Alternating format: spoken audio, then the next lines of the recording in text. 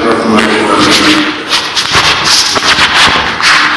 الحمد لله رب العالمين والصلاة والسلام على سيد الأنبياء والمرسلين سيدنا ونبينا ومولانا محمد وعلى آله وأصحابه أجمعين. أما بعد فعن عبد الله بن عمر بن الخطاب رضي الله تعالى عنهما قال قال رسول الله صلى الله عليه وسلم انما مثل صاحب القرآن كمثل صاحب الإبل المعقلة إن عاهد عليها أمسكها وإن أطلقها ذهبت. وعن أبي موسى الأشعري رضي الله تعالى عنه قال قال رسول الله صلى الله عليه وسلم تعاهدوا القرآن فإنه أشد تفصيا من الإبل في رحلها أو كما قال رسول الله صلى الله عليه وسلم رواه البخاري في صحيح. محترم حفاظ کرام اور میرے عزیز نئے اور کچھ پہلے حفظ کی تکمیل کرنے والے عزیزوں، رمضان مبارک کا مقدس مہینہ چند ہی روز میں آنے والا ہے. اس مہینے کے خصوصی اعمال میں جہاں روزے کا فریضہ ادا کرنا شامل ہے، وہیں اس مہینے کو قرآن پاک کے ساتھ خاص تعلق حاصل ہے. اللہ تعالیٰ نے قرآن پاک میں رمضان المبارک کا تعارف قرآن کے ذریعے اور قرآن کا تعارف رمضان کے ذریعے فرمایا ہے. اِنَّا أَنزَلْنَاهُ فِي لَيْلَةِ الْقَدْرِ وَمَا أَدْرَاكَ مَا لَيْلَةُ الْقَدْرِ. یہ قرآن وہ قرآن ہے جس کو ہم نے شب قدر میں نازل کیا. اور دوسری جگہ فرمایا شہر رمضان الذی انزل فیہ القرآن ھدی للناس وبینات من الہدی والفرقان، کہ رمضان کا مہینہ وہ مہینہ ہے کہ جس کے اندر قرآن پاک نازل کیا گیا. تو قرآن کا تعارف اس طرح کہ یہ شب قدر میں نازل کیا گیا ہے، اور رمضان کا تعارف اس طرح کہ یہ وہ مہینہ ہے جس میں قرآن نازل کیا گیا. گویا دونوں کے درمیان چوری دامن کا تعلق ہے اور ایک دوسرے کے ساتھ لازم منظور ہے. اسی وجہ سے رمضان مبارک میں دو عمل کا اہتمام کیا جاتا ہے.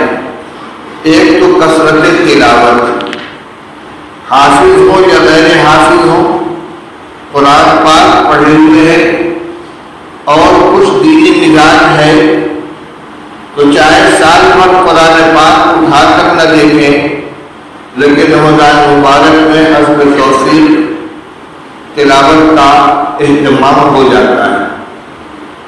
اور زیادہ اہتمام قرآن پاک کا حفاظ کرام کو ہے جو تراویح کے اندر قرآن پاک کو خود پڑھتے ہیں یا دوسرے سے سنتے ہیں. میں نے ابھی آپ کے سامنے بخاری شریف کی دو حدیث پڑھی ہے. ایک حضرت عبداللہ بن عمر رضی اللہ تعالیٰ عنہ سے مروی ہے اور ایک حضرت ابو موسیٰ اشعری رضی اللہ تعالیٰ عنہ سے. اور ان دونوں روایتوں میں قرآن پاک کے اہتمام کی تاکید کی گئی ہے، اور یہ تاکید نمبر اول حفاظ کرام کے لیے ہے اور نمبر دو قرآن پاک دیکھ کر پڑھنے والے کے لیے. عبداللہ بن عمر رضی اللہ تعالیٰ ارشاد فرماتے ہیں کہ رسول اللہ صلی اللہ علیہ وسلم نے ارشاد فرمایا انما مثل صاحب القرآن کمثل صاحب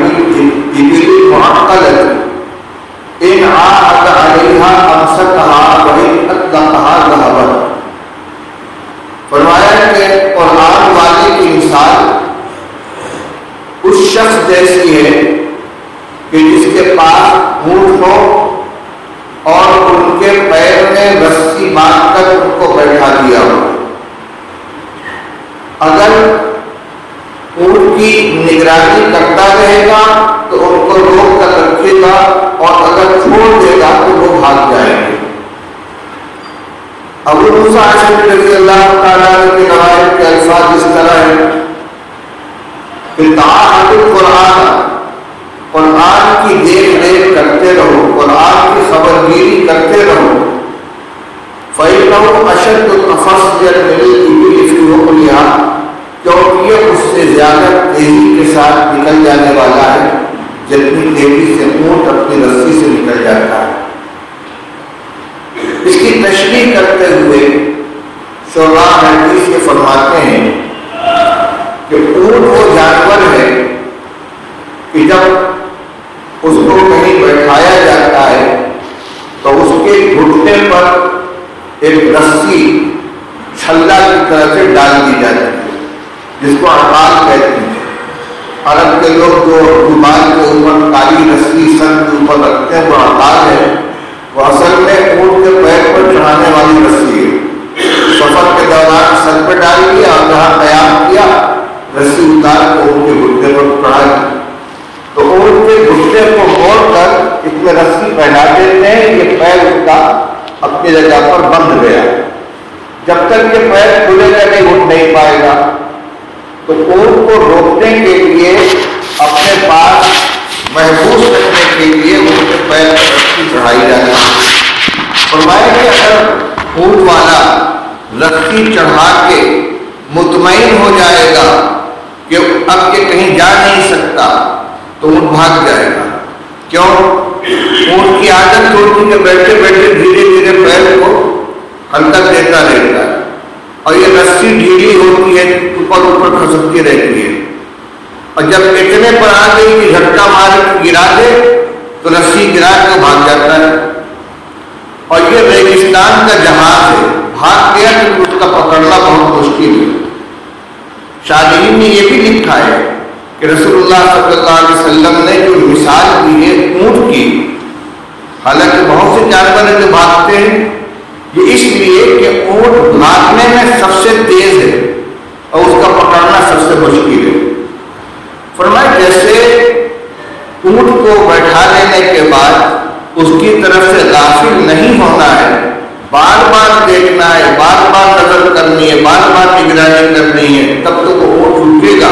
اور اگر اس کی طرف سے غافل ہو جائے گا تو وہ بھاگ جائے گا. رسول اللہ صلی اللہ علیہ وسلم فرماتے ہیں کہ قرآن کو یاد کر لینے کے بعد حافظ اگر مطمئن ہو گیا کہ مجھے تو قرآن یاد ہو گیا، میں نے دور بھی سنا لیا، میری دستار بندی بھی ہو گئی، اب تو میں رجسٹرڈ حافظ ہوں، تو اس کو یہ اس کا دھوکہ ہے.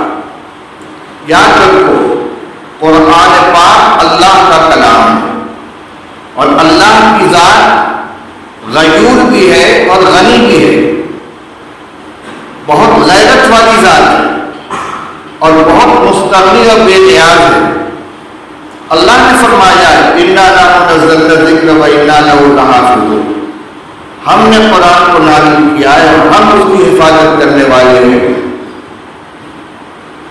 اگر ہم حافظ بن کر قرآن کی حفاظت کے عمل میں شریک ہو جاتے ہیں تو یہ ہماری خوش قسمتی اور سعادت مندی ہے. اللہ تعالیٰ اپنے کتاب کی حفاظت کے لیے ہمارے محتاج نہیں ہے، کیونکہ اللہ کی ذات غنی ہے اور ہم محتاج بن کر، ضرورت مند بن کر اپنی خوش قسمتی سمجھتے ہوئے اپنے کو قرآن پاک سے جوڑ کر رکھیں گے، اس کو اپنا مشغلہ بنا لیں گے، بار بار پڑھتے رہیں گے، دہراتے رہیں گے، تب تو یہ ہمارے پاس رکے گا. اور اگر ہم بے نیازی برتیں گے، بے توجہی برتیں گے تو اللہ کی ذات بڑی غیور ہے کہ تم میری کتاب کے ساتھ یہ برتاؤ کرتے ہو. اس اغنا کا معاملہ بے توجہی کا معاملہ کہیں ایسا نہ ہو کہ سینے سے نکل جائے. جو بات مجھے آگے کہنی تھی یہیں پر کہہ دوں. آج ہمارے نوجوان حفاظ اول تو دوڑ کا اہتمام نہیں کرتے. بار بار اساتذہ اور سرپرستوں کی توجہ دہانی کے بعد بمجبوری خانہ پوری کے لیے رمضان شریف کے قریب ایک دو دوڑ کر لیتے. پھر یہ دوڑ جتنے اہتمام سے ہونا چاہیے کہ دوڑ کے پہلے خود اچھی طرح قرآن پاک کو دہرا کر یاد کر کے مطمئن ہو جائیں، وہ اہتمام نہیں ہوتا.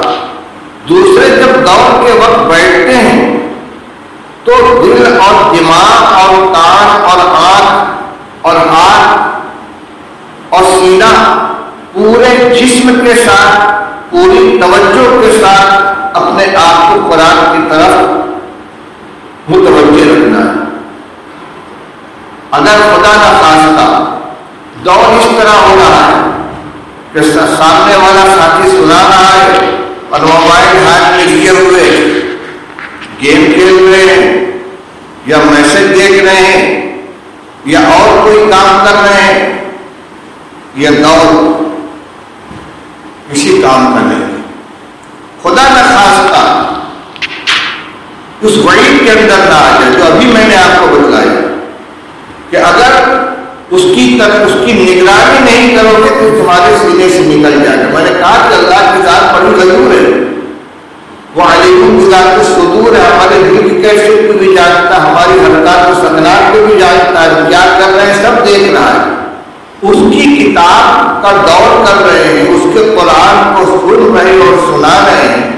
دماغ ہمارا کہیں اور ہے، آنکھ کہیں اور ہے، یا بیٹھے ساتھیوں سے مذاق کر رہے ہیں، ہنس رہے ہیں اور کان ادھر لگا ہوا ہے. یہ قرآن کی بے حرمتی ہے، یہ قرآن کے ساتھ مذاق ہو رہا ہے. اس لیے میرے عزیزوں، اللہ نے یہ دولت جو عطا فرمائی اس کی قدر کرو. کہیں ایسا نہ ہو کہ ناقدری سے یہ تمہارے سینے سے نکل جائے. لئن شکرتم لأزیدنکم ولئن کفرتم ان عذابی لشدید. اگر شکر کرو گے تو نعمت میں اضافہ ہوگا اور ناشکری کرو گے تو اللہ تعالیٰ فرماتے ہیں میری سزا بہت سخت ہے. قرآن نعمت ہے اور حفظ قرآن بہت بڑی نعمت ہے. اس نعمت کی قدر یہ ہے کہ اس کی حفاظت کی جائے، ایسی حفاظت کی جائے کہ بالکل ازبر ہو جائے. ہمارے یہاں عام طور سے حفاظ کرام رمضان مبارک کے قریب دور کرتے ہیں، تیاری کر لیتے ہیں. ماشاءاللہ وہ بھی ہوتے ہیں جن کو بہت اچھا یاد ہے، کچھ کٹک کٹک کے پڑھ لیتے ہیں، لقمہ کے ضرورت پیش آتی ہے. لیکن قرآن پاک جیسا محفوظ ہونا چاہیے جس کے نظیریں آج بھی موجود ہیں، عام طور سے ایسے حافظ کم پائے جاتے ہیں. حضرت مولانا رشید احمد گنگوئی رحمۃ اللہ علیہ کے صاحبزادے حافظ مسعود صاحب حافظ بھی تھے، طالب بھی تھے، بہت عمدہ قرآن پڑھتے تھے. وہ تراویح میں قرآن سناتے تھے حضرت گنگوئی رحمۃ اللہ علیہ. ان کا انتقال ہو گیا حضرت کی حیاتی میں. جب رمضان قریب آیا مولانا گنگوئی رحمۃ اللہ نے فرمایا بھائی اب مجھے قرآن کون سنائے گا. اس کے بعد خطاب کر کے حضرت مولانا محمد زکریا صاحب رحمۃ اللہ علیہ کے والد مولانا محمد یحییٰ صاحب سے، مولانا الیاس صاحب رحمۃ اللہ علیہ کے بھائی، اور یہ دونوں حضرات حضرت گنگوئی کی خدمت میں رہتے تھے، مولانا الیاس صاحب بھی، مولانا گنگوئی مولانا یحییٰ صاحب بھی. تو مولانا گنگوئی رحمۃ اللہ علیہ نے مولانا یحییٰ صاحب کو فرمایا کہ بھائی تم بھی تو حافظ ہو. مولانا یحییٰ صاحب حضرت میں تو فارسی میں قرآن پڑھو. فارسی میں قرآن کا مطلب یہ ہے کہ حافظ مسعود صاحب بہترین قاری تھے، لہجہ بھی بہت عمدہ، پڑھنے کا انداز بھی بہت عمدہ، یاد بھی بہت عمدہ. اور مولانا یحییٰ صاحب کا وہ انداز نہیں تھا. ہمارا بھائی حضرت میں تو فارسی میں قرآن پڑھو تو میں تمہیں سناؤں. حضرت شیخ رحمۃ اللہ علیہ اس واقعے کو نقل کرنے کے بعد فرماتے کہ والد صاحب فرماتے تھے کہ مدت ہو گئی کہ مجھ کو قرآن ہاتھ میں لیے ہوئے. کیوں؟ اس لیے کہ حضرت قرآن کا ذکر رہتا تھا. ہم وقت قرآن پاک کی تلاوت کرتے رہے. چنانچہ ان کا کتب خانہ کا مکتبہ یحییہ جو آج بھی ہے، آرڈر آتا تھا کتابوں کا، کتابیں نکال رہے ہیں، چھانٹ رہے ہیں، بنڈل بنا رہے ہیں، سلائی کر رہے ہیں، پتہ لکھ رہے ہیں، مگر قرآن جاری ہے. عموماً ایک دن میں قرآن ختم ہو جاتا تھا. تو اتنی مدت ہو گئی کہ قرآن پاک کو ہاتھ لگانے کی نوبت نہیں آئی تھی. اس وجہ سے نہیں کہ پڑھتے نہیں، بلکہ ایسا یاد تھا کہ کبھی ملاقات کی ضرورت پیش نہیں آتی تھی اور ہم وقت قرآن کا دور چلتا رہتا تھا. اور آج بھی اللہ کے بہت سے بندے ایسے ہیں کہ جو یومیہ قرآن پاک ختم کر لیتے ہیں. ابھی 1 مہینہ بھی نہیں ہوا ہے دیوبند میں قاری عبدالرحیم صاحب کا انتقال ہوا مسجد کے پڑوس میں. ان کے انتقال کے بعد لوگوں نے بتلایا کہ پورے سال ان کا معمول 15 پارہ یومیہ تلاوت کرتا اور رمضان شریف میں 1 پارہ. تقریباً 80 سال کی عمر پر ان کا انتقال ہوا. ایک قرآن پورا رمضان میں 1 قرآن یومیہ اور پورے سال 15 پارہ یومیہ کی تلاوت کا معمول تھا. جو اتنی تلاوت کرنے والا ہوگا اس کو ظاہر بات ہے کہ دوڑ کی ضرورت نہیں پیش آئے. دوڑ تو مجبوری کی چیز ہے، ورنہ سال بھر قرآن پاک کے ساتھ ایسا تعلق رہنا چاہیے کہ جب جہاں سے پڑھنے کی ضرورت پیش آئے بالکل فرق نہ پڑے. مولانا یحییٰ صاحب رحمۃ اللہ علیہ نے ایک مجلس میں ایک مرتبہ ارشاد فرمایا کہ ساتھیوں کے اندر بات چیت ہونے لگی، بھائی تم کو قرآن کیسا یاد ہے؟ تو کسی نے کہا مجھ کو ایسا یاد ہے جیسے سورہ فاتحہ. دوسرے نے کوئی تم کو کیسا یاد ہے؟ کہ مجھے ایسا یاد ہے جیسے بسم اللہ الرحمن الرحیم. پورا قرآن پاک ایسا یاد ہے جیسے بسم اللہ الرحمن الرحیم.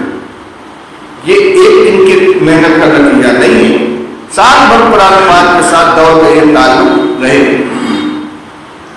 2 سال پہلے ہانگ کانگ جانا ہوا تھا میرا. وہاں ایک بیان ہوا، اس کے بعد ایک استقبالیہ تقریب تھی ایک حال میں. وہاں سے فارغ ہوا تو ایک حافظ صاحب کے بچوں کو پڑھاتے تھے. ان کا تھوڑی دیر کے لیے میرے آفس میں چلیے، بغل کے آفس میں وہاں چلا گیا کہ یہ بچہ ہمارے حفظ فارغ ہوئے ذرا ان سے قرآن سن لیجیے. وہ قرآن کے کمپیوٹر تھے. 2-3 بچے تھے، 2 کا تو میں نے خود امتحان لیا. ان سے پوچھتے ہیں سورہ بقرہ کی آیت نمبر 13 پڑھو. پڑھنی شروع کر دی. آدھی آیت پڑھی تھی تو اس سے پہلے والی اس کو پڑھنا شروع کر دیا. اچھا 2 آیت کے بعد کی پڑھو، اس کو پڑھنا شروع کر دیا. سورہ بقرہ سنا دیں، سورہ طلاق کی آیت نمبر 15 اس کو پڑھنا شروع کر دیا. اس کے پہلے والی آیت، وہ اس کے پہلے والی آیت، اس کے پہلے والی آیت. یعنی ایسے جیسے قرآن کھلا ہوا سامنے رکھا ہو اس کو دیکھ کے پڑھ رہے ہو. آیت پڑھ کر ان سے پوچھتے ہیں تو پڑھنا شروع کر دیا. سورت کا اور آیت کا نمبر بتا رہے ہیں تو پڑھنا شروع کر دیا. اور عمر یہی 14-15 سال کی تھی. پہلے تو ایسے بچوں کا ویڈیو سنا تھا، دیکھا تھا، لیکن خود بچوں کو دیکھا وہ بھی تو اسی گوشت پوش کے بنے ہوئے ہیں، انہوں نے بھی اسی طریقے سے قرآن یاد کیا ہے. میں اپنے عزیز حفاظ کرام سے کہنا چاہتا ہوں کہ جو معاملہ آپ کا قرآن پاک کے ساتھ یہ قابل اطمینان نہیں ہے.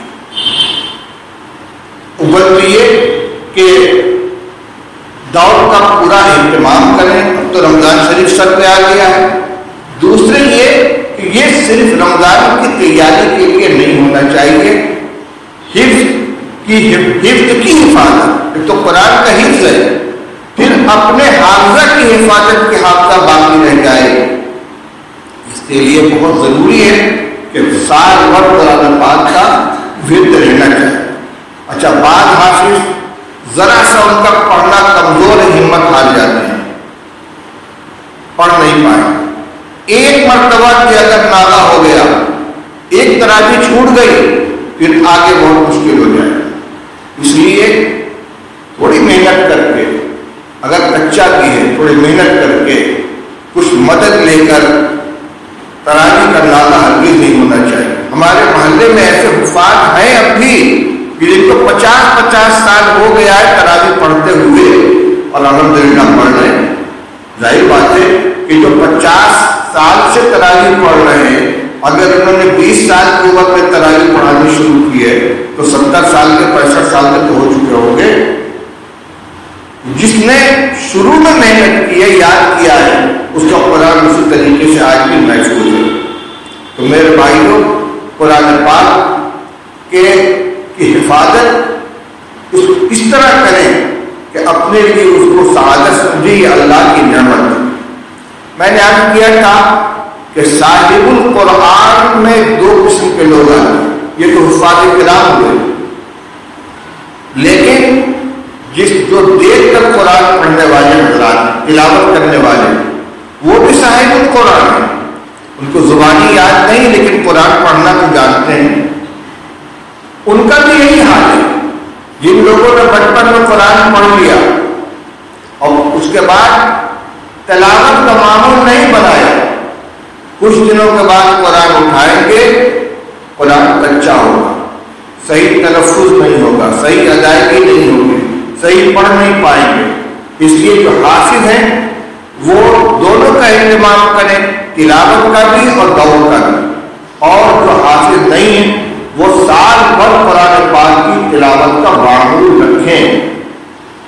جو روایت میں نے بھی سنائی تھی آپ کو بخاری شریف کی، اس کی شرح میں یہ بات لکھی ہوئی ہے کہ جیسے حافظ دور چھوڑ دے گا تو اس کا قرآن کچا ہو جائے گا، یادداشت کمزور ہو جائے گی، ایسی نادرہ پڑھنے والے قرآن پاک کو دیکھ کر پڑھنے والے اگر یومیہ تلاوت کر دیں گے تو ان کا قرآن بھی کمزور ہو جائے گا۔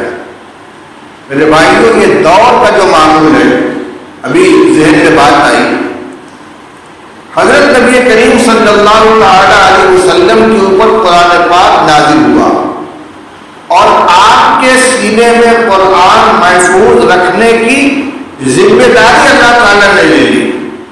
سورہ قیامہ کی آیت ہے، لا تحرک به لسانک لتعجل به ان علینا جمعہ وقرآنہ فاذا قرأناہ فاتبع قرآنہ۔ حدیث میں آتا ہے کہ جبریل امین علیہ السلام جب وحی لے کر آتے تھے اور رسول اللہ صلی اللہ علیہ وسلم کو قرآن پاک پڑھ کر سناتے تھے تو آپ ساتھ ساتھ جلدی جلدی اس کو دہراتے تھے۔ ادھر جبریل قرآن سنا رہے ہیں اور آپ ساتھ ساتھ دہرا رہے ہیں، ظاہر بات کی اتنی بڑی محنت لگتی تھی، تعب آتا تھا۔ تو قرآن کی آیت نازل ہوئی، لا تحرک به لسانک لتعجل به، جلدی جلدی قرآن یاد کرنے کے لیے آپ اپنی زبان کو حرکت نہ دیں۔ ان علینا جمعہ وقرآنہ، اس قرآن کو آپ کے سینے میں محفوظ کر دینا، پھر آپ کی زبان سے اس کا ادا کرا دینا ہماری ذمہ ہے۔ جمعہ لک صدرک، قرآن کو آپ کے سینے میں محفوظ کرا دینا اور پھر اس کا پڑھوا دینا ہمارے ذمہ۔ ان علینا جمع قرآن فاذا قرأناہ فاتبع قرآنہ۔ عبداللہ ابن عباس رضی اللہ تعالیٰ نے اس کی تفسیر فرماتے ہیں، لہذا جب ہم یعنی ہمارا فرشتہ قرآن پڑھے تو آپ خاموش رہ کر سنا کریں۔ تو دیکھیں، قرآن کو یاد کرانے کی ذمہ داری اللہ تعالیٰ نے لے لی، گارنٹی ہو گئی، کبھی بھولے گا نہیں۔ اور قرآن لے کر آنے والے کون ہیں؟ جبریل علیہ السلام، جن کا کام ہی ہے وحی لے کر آنا۔ لیکن بخاری شریف میں عبداللہ ابن عباس رضی اللہ تعالیٰ عنہ کی روایت ہے کہ رسول اللہ صلی اللہ تعالیٰ علیہ وسلم جبریل امین علیہ السلام کے ساتھ قرآن پاک کا دور کرتے تھے۔ جبریل امین رسول اللہ صلی اللہ علیہ وسلم کو قرآن پڑھ کر سناتے تھے، جتنا رمضان تک نازل ہو چکا ہوتا اس وقت تک پورا قرآن پڑھ کے وہ آپ کو سناتے تھے، آپ ان کو سناتے تھے۔ اور جس سال رسول اللہ صلی اللہ علیہ وسلم کی وفات ہوئی ہے اس سال 2 دور فرمایا یہاں، ایک دور سننا سنانا ایک مرتبہ، پھر دوبارہ سننا، دوسری مرتبہ دور فرمایا۔ میرے عزیزوں، یہ قرآن کا دور، اس کے مقام کو سوچو سمجھو کہ کس کی سنت ہے؟ یہ جبریل امین علیہ السلام کی سنت ہے، اور یہ رسول پاک صلی اللہ علیہ وسلم کی سنت ہے، جن کے بارے میں سوچا بھی نہیں جا سکتا کہ ان کا قرآن کچا ہو جائے گا یا بھول جائے گا۔ اس لیے اگر بہت اچھا تم کو یاد ہے، یہ نہ سوچو کہ ہم کو دور کی ضرورت نہیں ہے، دور کرو، اور صرف رمضان کے سر پر آ جانے کے بعد نہیں، سارے کام دنیا کے ہوتے ہیں، کم مقدار میں صحیح، 1 مہینے میں نہ صحیح 2 مہینے میں پورا ہو جائے، 3 مہینے میں پورا ہو جائے، لیکن رمضان آنے سے پہلے 3-4 دور مکمل ہو جانا چاہیے، تاکہ رمضان شریف کی آمد کے موقع پر یہ فکر نہ رہے کہ کیسے تراویح پڑھوں گا۔ تو ایک تو یہ کہ دور ہونا چاہیے، دوسرے یہ کہ دور پوری توجہ کے ساتھ ہونا چاہیے، اور تیسری بات یہ کہ مسجدوں میں تو نظام بناتے ہیں، مسجد کے ذمہ دار حضرات کہہ دن میں تراویح ہوگی، لیکن ہمارے بہت سے نوجوان حفاظ کرام کو ایک شوق ہوتا ہے کہ جلدی جلدی 1 ہفتے میں 10 دن میں اپنا قرآن سنا کے اس کے بعد پھر مٹر گشتی شروع کر دیں، یہاں جانے ہیں وہاں جانے ہیں۔ اصل یہ کہ قرآن پورے رمضان میں ہونا چاہیے۔ یہاں دیکھ رہا ہوں دیوبند میں تمام مسجدوں کے اندر عموماً 29ویں شب میں قرآن ختم ہوتا ہے۔ دارالعلوم کی مسجد قدیم میں بھی یہی ہے، مسجد رشید میں جہاں مولانا محمود صاحب کا اعتکاف ہوتا ہے وہاں بھی یہی ہے، مسجد چھتا میں جہاں مولانا ارشد صاحب کا اعتکاف ہوتا ہے وہاں بھی یہی ہے۔ اچھا جہاں زیادہ ہوتا ہے وہاں بھی مولانا ابراہیم صاحب کے یہاں 3 ختم ہوتا تھا، تو ایسا نہیں کہ 10 دن میں قرآن مکمل کر کے چھٹی نہیں، بلکہ دوسرے عشر میں بھی پورا قرآن، تیسرے عشر میں پورا قرآن۔ تو حفاظ کو اس کی فکر نہیں ہونی چاہیے کہ جلدی سے قرآن ختم کر کے اپنے کو فارغ کر لیں، بلکہ تراویح میں قرآن پڑھنے کا معمول ان کا آخر تک چلتے رہنا چاہیے۔ اگر مسجد میں جگہ نہیں ملی، اپنے طور پر بھی پڑھنا ہے تو مشورے سے ایسا نظام بنائیں کہ لمبی مدت تک قرآن پڑھا جائے، تاکہ اطمینان کا قرآن کا پڑھنا اور سننا دونوں پایا جائے۔ پھر یہ کہ بہت زیادہ مقدار ہو جاتی ہے، طبیعت میں بشاشت نہیں رہے، اگر 1 پارہ 1.25 پارہ چلتا رہے گا، اطمینان کے ساتھ، بشاشت کے ساتھ، خوش دلی کے ساتھ آدمی قرآن پڑھے گا بھی، اور پڑھنے والا اور سننے والا سنے گا بھی۔ تیسری اور آخری بات یہ ہے کہ یہاں تو الحمدللہ ہمارے پڑھانے والے اساتذہ بھی اس کا اہتمام کرتے ہیں، حافظ عبدالرحیم صاحب رحمۃ اللہ علیہ کے خود اور ان کے تلامذہ، کہ قرآن تجوید ہی کے ساتھ یاد کرایا جائے اور تجوید کے ساتھ پڑھا جائے۔ اب اس عموماً اس کا مزاج بن گیا ہے، ورنہ پہلے یہ 2 چیزیں الگ الگ ہوتی تھی، قاری صاحب الگ اور حافظ صاحب الگ۔ حافظ صاحب کا مطلب یہ کہ یعلمون تعلمون کے ساتھ وہ پڑھ رہے تو چل میں آیا، اور قاری صاحب کا مطلب قرآن اچھی طرح پڑھنا۔ لیکن اب قرآن کو یاد بھی کیا جاتا ہے تجوید کے ساتھ، پھر بھی یاد کر لینے کے باوجود بہت سے حفاظ جب تراویح پڑھانے کے لیے کھڑے ہوتے ہیں تو اتنی تیز رفتاری کے ساتھ قرآن پڑھتے ہیں کہ جو قرآن کی صفات لازمہ ہیں، ضروری صفات ان کی ادائیگی نہیں ہو پاتی، مرد لازم بھی صحیح طور سے ادا نہیں ہو پاتا، تو اتنی اولین نہیں ہونی چاہیے۔ چل نہیں پا رہا ہوں،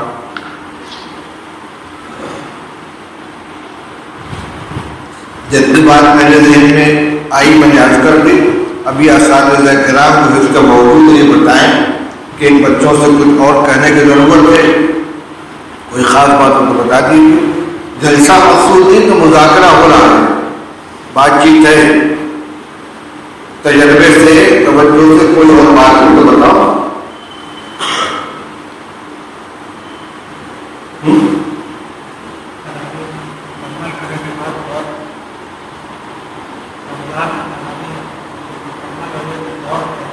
کے بعد.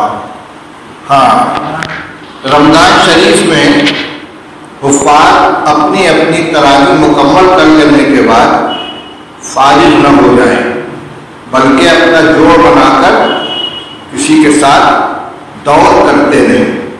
اگر پہلے عشرے میں ختم ہو گیا ہے قرآن تو کم سے کم 2 دوڑ ہونا چاہیے، اور اگر دوسرے عشرے میں ختم کیا ہے تو 1 دوڑ تو کم سے کم ہونا ہی چاہیے. تو اپنی تراویح ختم کر لینے کے بعد مطمئن ہو کر نہ بیٹھے. اب دیکھیے حالات کیسے رہتے ہیں، رات کو مسجدیں کھلی رہتی ہیں کہ بند رہتی ہیں، لیکن جو بھی شکل ہو، چاہے اپنے گھر میں بیٹھ کر پڑھنا پڑے، کسی دوسرے کے گھر میں جا کر، رمضان شریف میں رات کو جگ کر حافظ کے دور کا جو سلسلہ چلتا رہتا تو وہ باہر جا کے رہنا چاہیے. یہ ہمارے مفاد کلام کے ذمہ دار اس کی ترتیب بنائیں گے کہ کون کس کے ساتھ دور کرے گا اور کہاں کرے گا. لاک ڈاؤن کی وجہ سے دور کا سلسلہ بند نہیں ہونا چاہیے. اگر مسجد میں اجتماعی طور سے تلاوت کی شکل بن جائے تو بہت اچھا ہے، لیکن اگر یہ نہیں بن پاتی ہے تو دور کو موقوف نہیں کرنا چاہیے، دور کا کوئی نہ کوئی سلسلہ جاری رہنا چاہیے. اور جو بات میں نے شروع میں کی تھی کہ ہمارے حفاظ کرام رمضانی حافظ نہ بنے، قرآن کے ساتھ ان کا تعلق پورے سال رہنا چاہیے، لہذا رمضان مبارک کے مکمل ہو جانے کے بعد بھی تلاوت کا اور دور کا سلسلہ اسی طریقے سے باقی رکھیں.